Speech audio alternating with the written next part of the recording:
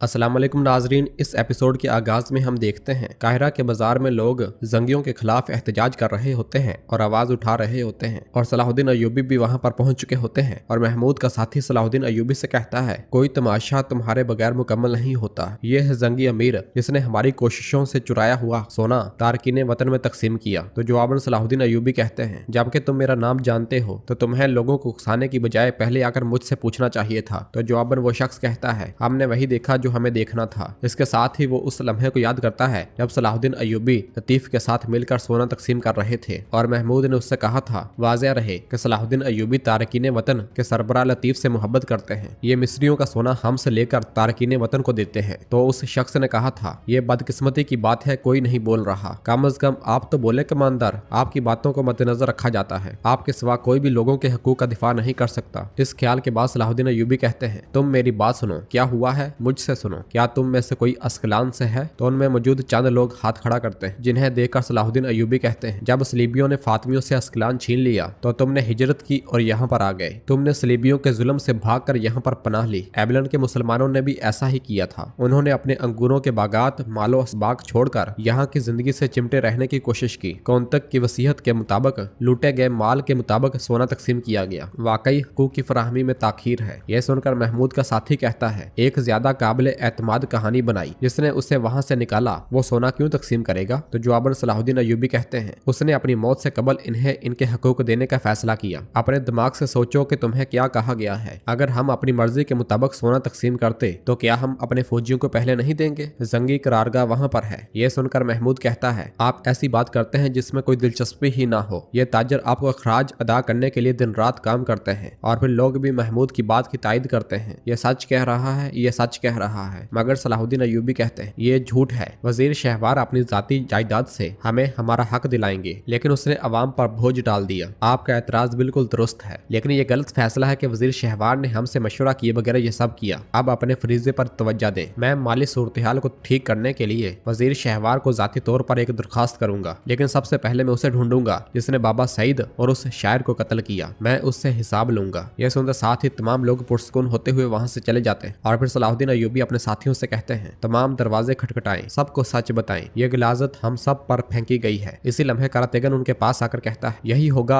अगर आप मुझे इंसान ना समझे और ना बताएं कि क्या होगा। आप बाकरास गए और वापस भी आ गए और बहुत कुछ हुआ, मुझे नहीं मालूम। वो बोल रहे हैं और मैं कुछ नहीं कह सकता। तो जवाबन सलाहुद्दीन अय्यूबी कहते हैं, करातेगन ये खुफिया मंसूबा था, मैं तुमसे क्यों छुपाऊंगा? तो करातेगन कहता है, मैं हर चीज से वाकिफ, ये अभी अभी नया है। ये एक मंसूबा है और वो भी गनीमत, लेकिन मेरा वजूद नहीं है। ये अच्छा नहीं था, मुझे पहले ही मालूम होना चाहिए था। तो जवाबन सलाहुद्दीन अय्यूबी कहते हैं, इसमें कोई गनीमत बिल्कुल भी नहीं है। सूरत-ए-हाल बहुत ही पेचीदा है। बाजार किसके सुपुर्द करूं, इसे छोड़कर चला जाऊं? ये तो मासूम लोगों की जिंदगियों के मुतल्लिक है। यह सुनकर करातेगन कहता है, तुम सोने के पास जाओ और इन्हें यहाँ मुझ पर चढ़ाई करने दो। ये कहते साथ ही वो खुशबू लगाने लग जाता है और फिर कहता है, ये बाजार की नई मलका हुमैरा खातून ने मुझे तोहफा दिया है। तो सलाहुद्दीन अय्यूबी पूछते हैं, हुमैरा खातून ये कौन है? तो करातेगन उनकी जानब देखने लग जाता है।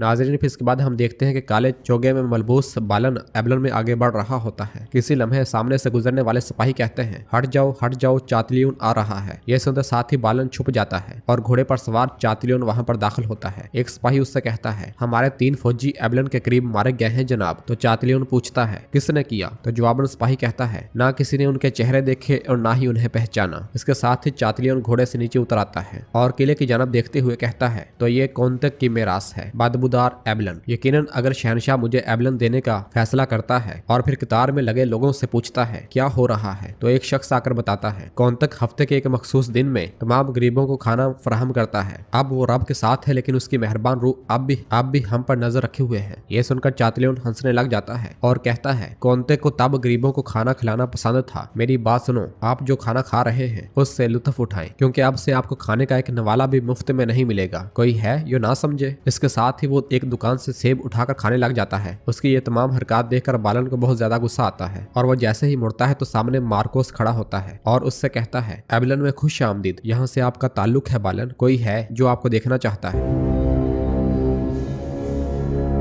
काहिरा में बग्गी में सवार शमसा आगे बढ़ रही होती है और कपड़े को देखते हुए उस लम्हे को याद करती है जब लैला ने उससे कहा था, मैं जानती थी कि आप आएंगी, मुझे उम्मीद है कि आप कभी नहीं जाएंगी और आप हमेशा हमारे साथ रहेंगी। और फिर दूसरी खातून ने वो कपड़ा शमसा को देते हुए कहा था, मैंने इसे अपने हाथों से बनाया है, ये हमारी तरफ से आपके लिए एक यादगार है। इस ख्याल के बाद शमसा गमगीन हो जाती है जबकि लैला भी रोते हुए उसे देख रही होती है। उधर सलाहुद्दीन अय्यूबी और यारोकी आगे बढ़ते हुए आमने सामने आ जाते हैं। यारोकी सलाहुद्दीन अय्यूबी से कहता है, वो कभी खामोश नहीं बैठता, शहर में अफरा तफरी मच गई है, आप अपने तरीके से हर जगह परेशानी पैदा कर रहे हैं सलाहुद्दीन। तो जवाबन सलाहुद्दीन अय्यूबी कहते हैं, आप दोबारा हमायत करने की बजाय रुकावट डालने की कोशिश कर रहे हैं। तो यारोकी कहता है, मैं वजह की हमायत करता हूँ, मैं शहर की हिफाजत के लिए यहाँ हूँ। तो सलाहुद्दीन अय्यूबी पूछते हैं, मुझे बताएं कि आप किसके बारे में बात कर रहे हैं। तो यारोकी कहता है, अमीर शेरको ने मुझे कातिल की तलाश और शहर में अमन बरकरार रखने का फरीजा सौंपा है। यह सुनकर सलाहुद्दीन अय्यूबी पूछते हैं, क्या ये बात उन्होंने खुद कही है। तो यारोकी कहता है, इस पर फौरन सवाल न करें, सुल्तान नूरुद्दीन शाम में आपके मुंतजर हैं, बाकरास का हिसाब वही खुलेगा। जिस पर सलाहुद्दीन अय्यूबी कहते हैं, तुम्हारी नाराजगी की वजह से मैं हक का रास्ता नहीं छोड़ सकता, मेरी आंखों के सामने 2 मासूम लोग मारे गए और तुम अब भी अना की जंग लड़ रहे हो। तो यारोकी कहता है, अगर 2 लोग एक ही दावा करते हैं तो हकीकत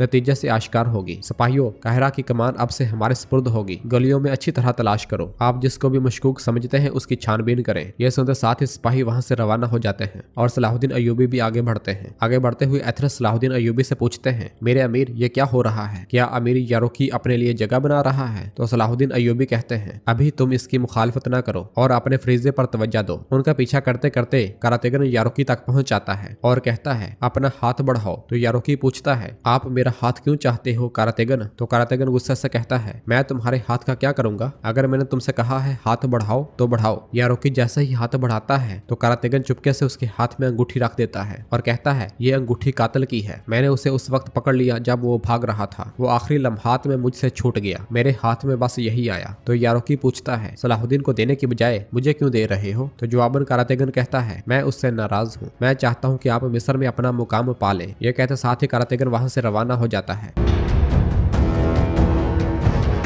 दूसरी जानब एबलन में बालन मार्कोस के साथ आगे बढ़ रहा होता है कि देखता है कि सबीला कोंतक की कब्र के पास खड़ी होती है। बालन आगे बढ़ता हुआ उसके पास आता है तो सबीला कहती है, मुझे यकीन था कि मार्कोस आपको ढूंढ लेगा, मुझे तुम्हारे भाई का अफसोस है। तो बालन कहता है, मैं उसकी कब्र की जियारत के बगैर नहीं रह सकता था और मैं आपको देखकर हैरान रह गया हूँ। तो सबीला कहती है, मुझे बहुत ताज्जुब हुआ जब मैंने सुना कि तुम जियोम के साथ बाकरास में थे, जियोम तुमसे अपने वादे पर कायम रहा, इसलिए अब वो जिंदान में है। यह सुनकर बालन परेशान होते हुए कहता है, जिंदान में। तो सबीला कहती है, हाँ तुम्हें क्या, वो तुम्हारी और कौंतक की मदद करने की अदायगी कर रहा है। तो बालन कहता है, सबीला मैं नहीं चाहता था कि ऐसा हो, मुझे वाकई अफसोस है। तो जवाबन सबीला कहती है, कुछ लोग मदद नहीं करते लेकिन अफसोस कर रहे हैं, दूसरे उनकी वजह से जद्दोजहद करते हैं और परेशानी का सामना करते हैं। मैं जियोम के लिए लड़ रही हूँ और जहाँ तक तुम्हारा ताल्लुक है तुम पेरिस वापस जाओगे। तो बालन कहता है, हाँ मैं जाऊंगा और मेरे लिए कोई और चारा नहीं है, ये एक फर्ज है। तो सबीला पूछती है, चूंकि तुम्हें इस सार्जमीन और लोगों की कोई परवाह नहीं है तो फिर तुम वापस क्यों आई। तो बालन पूछता है, आप यहाँ क्यों आई हैं, क्या आप मुझे डांटने आई हैं। तो सबीला कहती है, क्या तुम यहाँ से इसलिए नहीं जा रहे कि तुमने अपना मुकाम पा लिया, मैं चाहती थी कि तुम जानो कि तुमने किस किस्म का मलबा छोड़ा है। अब जाओ बालन, मैं अपने प्यारों की हिफाजत करूंगी, मैं अपने पेट में मौजूद बच्चे को उसके बाबा के बगैर नहीं पालना चाहती बालन, चाहे तुम वापस आओ या ना आओ, ये मेरा काम नहीं है। मैं लॉर्ड जियोम के मसले के बारे में सोच रही हूँ। हाँ मैंने अपने बाबा के हुक्म से उसके साथ शादी की, लेकिन अब वो मेरे प्यार का मुस्तहिक है और अब मुझे पहले से ज्यादा उसकी जरूरत है। तुम जाओ जाओ ताकि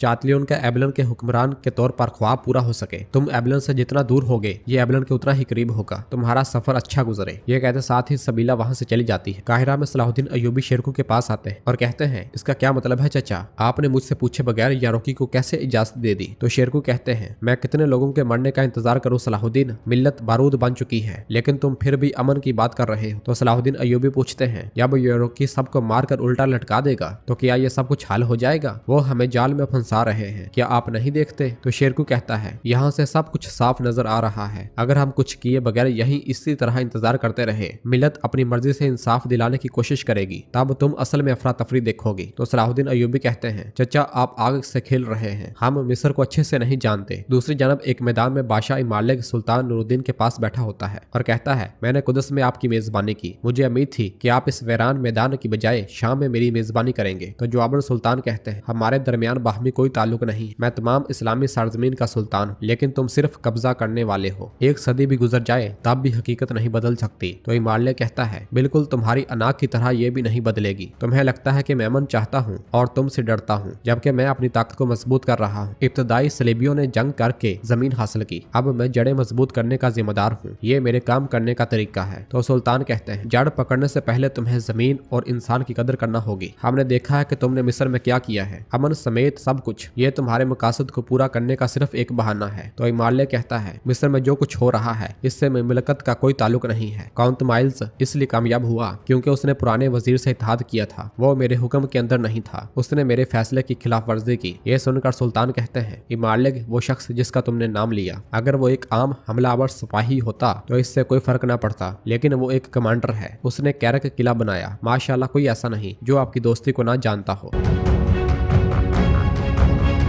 तो नाजरीन, इसके साथ ही एपिसोड भी खत्म करते हैं। मिलते हैं बहुत जल्द अगली एपिसोड के साथ। वीडियो को लाइक कर दें और जिन दोस्तों ने अभी तक चैनल सब्सक्राइब नहीं किया वो जल्दी से चैनल सब्सक्राइब कर दे और बेल आइकन यानी घंटी वाली शर्त को भी प्रेस कर दे, ताकि आने वाले एपिसोड्स आपको आसानी मिल सके। दुआ में याद रखें। अल्लाह हाफिज।